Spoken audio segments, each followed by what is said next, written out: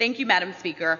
I rise today to urge my colleagues to support the CARE as an Economic Development Strategy Act. I'd like to start by honoring my co-author of this bill, who recently passed away unexpectedly, Congressman Don Young, the longest-serving member of this body, the Dean of the House. As my partner on this bill, I got to see his dedication to serving the people up close. Even though he's no longer with us in this chamber, I know that Congressman Young will be proud that the full House is considering the bill that we worked so hard on together to help our kids and our communities.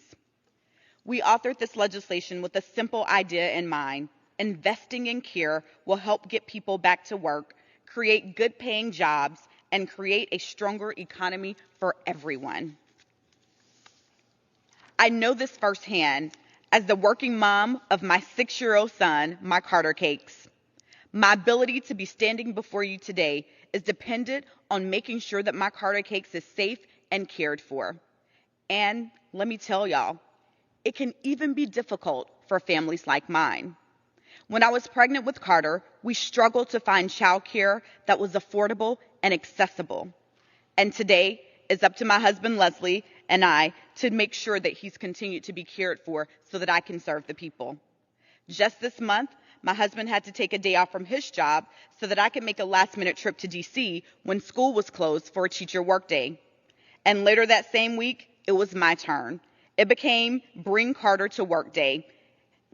So in Atlanta, Leslie traveled to do his job, and I was home with Carter as he attended many Zoom sessions in Congress. We've made it work, but unfortunately, during this pandemic, not everyone has been as lucky as my family. Earlier this week, I visited Our House, a child care center in my district that serves some of the most marginalized families experiencing homelessness and housing insecurity.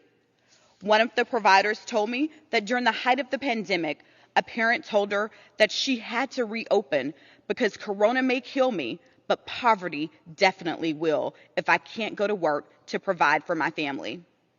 Care is not a luxury, it's a lifeline. Women, especially women of color, have been forced to drop out of the labor market at record rates during the COVID pandemic.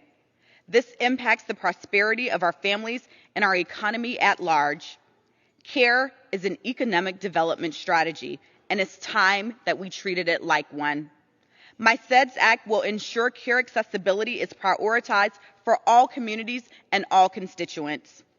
Currently, economic development districts must consider transportation access, workforce development, technology use, and environmental protection when creating their comprehensive economic development strategies.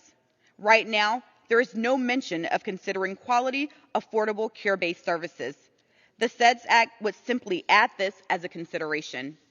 This bill will treat child care, early childhood education, disability and long-term care, and elder care as essential to communities' economic development.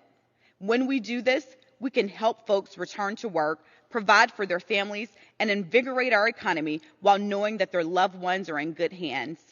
I bring this bill before you today for every caregiver who's been forced to leave the workforce, for every working parent who's given up on finding a solution that works, for every person who feels forced to choose between their loved ones and their livelihoods. It doesn't have to be this way, y'all. I urge all members to support this legislation for our children, our seniors, and our families nationwide. Thank you, Madam Chair, and I yield back.